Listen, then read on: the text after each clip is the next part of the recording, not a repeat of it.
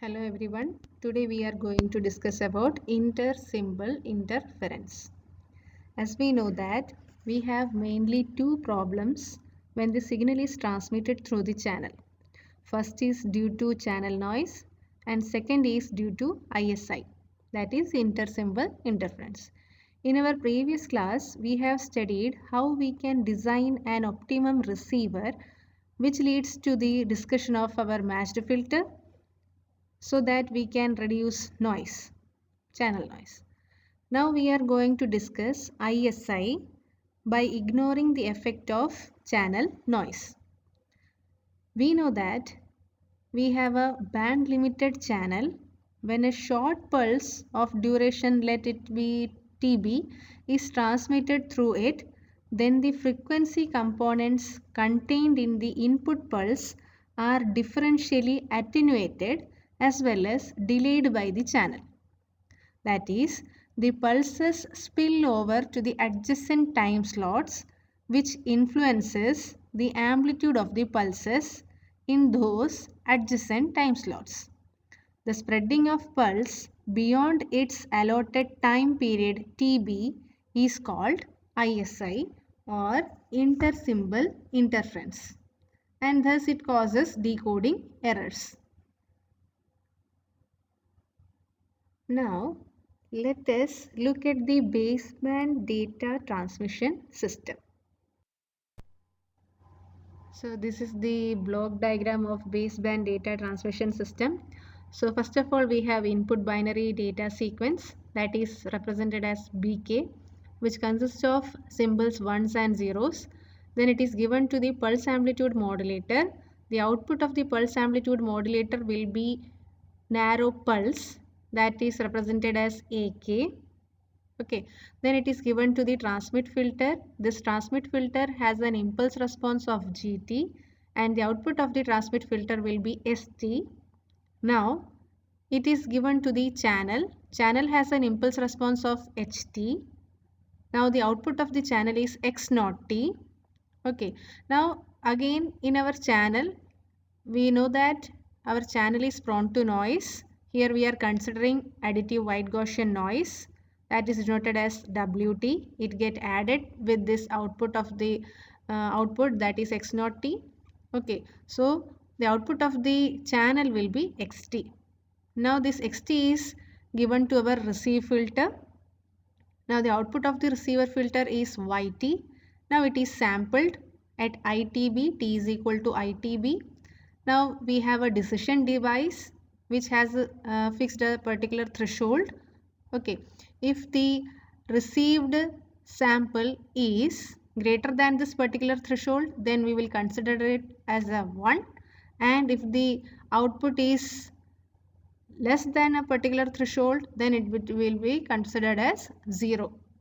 Okay, so we have transmitter, channel, then receiver. You have to look at each terms or the representation of each terms, that is BK, AK, GT, ST, HT, X0T, XT.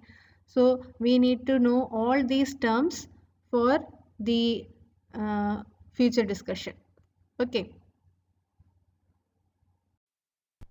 So as we have seen in the baseband data transmission system block diagram, this is our AK. AK is our narrow pulse, which is the output of the pulse amplitude modulator.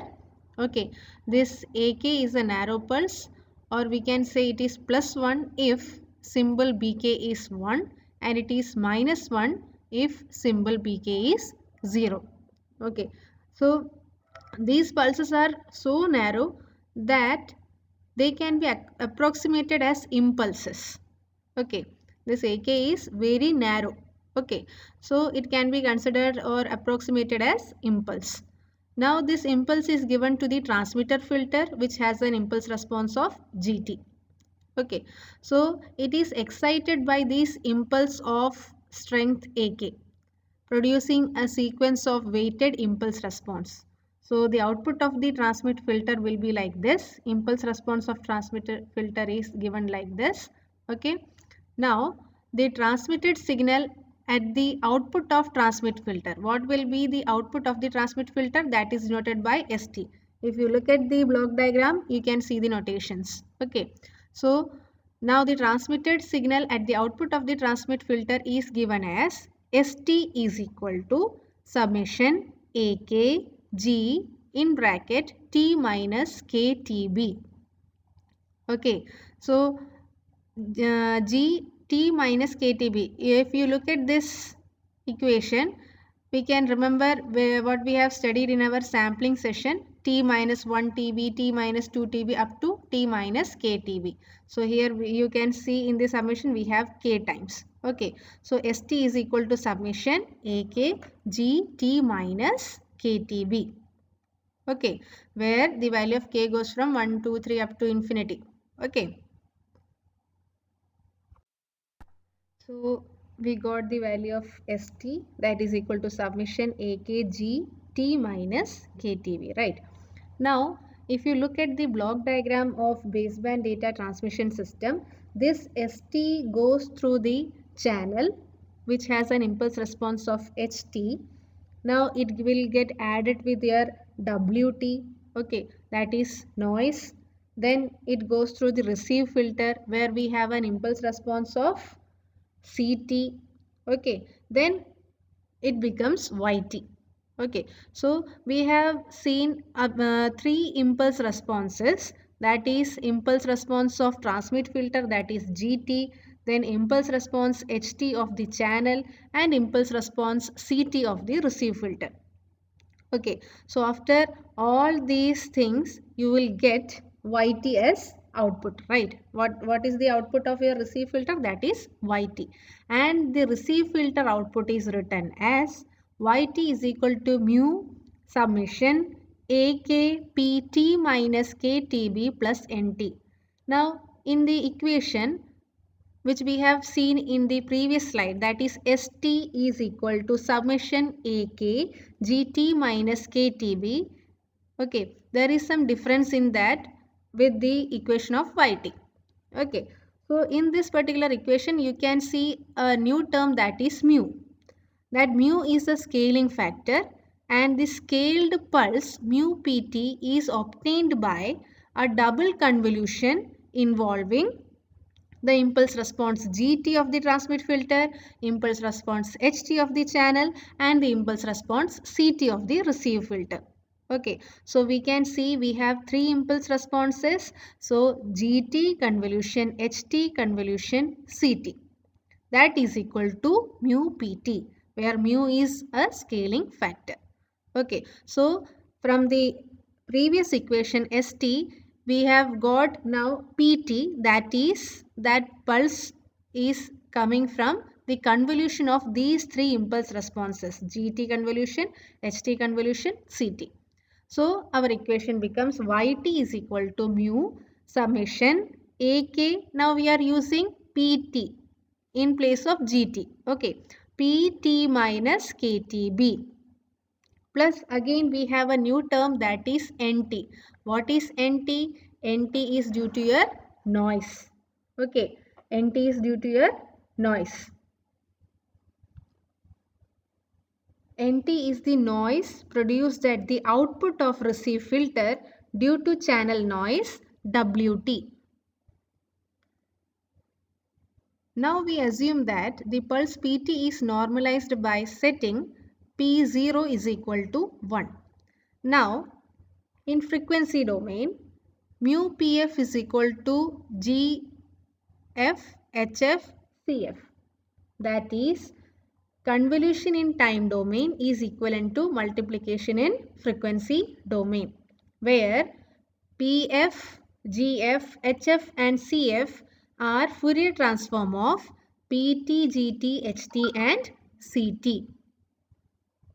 Now, the receive filter output YT is sampled at time t is equal to ITB. Now, our equation becomes YITB is equal to mu summation K is equal to minus infinity to plus infinity AK PITB minus KTB plus NITB. if you look at this equation, we have replaced our t by ITB. We know that we have YT, where we have substituted YITB. In place of PT minus KTB, we have written PITB minus KTB, plus in the place of NT, we have written NITB. Clear? Now, if we substitute K is equal to I in the first term, okay, then you will get mu AI P ITB minus ITB, that is P0, right? And we know that what is the value of P0? That is equal to 1. So we will get mu AI if we place K is equal to I. So now we have rearranged this particular equation as mu AI plus mu summation K is equal to minus infinity to infinity, and also K is not equal to I. PITB minus KTB plus NITB. So we have separated the term in which K is equal to I, and we got it as mu AI. And the second term, that is for K is not equal to I. Okay. So the first term mu AI represent the contribution of ith transmitted bit. The second term represents the residual effect of all other transmitted bits on the decoding of ith bit. This residual effect due to occurrence of pulses before and after the sampling instant t is equal to ITB is called ISI. That means we need only ith transmitted bit, and that is our first term. We don't need the second term because it has no relation with our ith bit. Okay, so first term is useful for us, and we don't need the second term, that is residual effect of due to the occurrence of pulses before and after the sampling instance. Okay, so we will neglect this second term. Now coming to the third term. The third term is due to the noise. Okay, so what is our wanted term? That is only the first term, mu AI.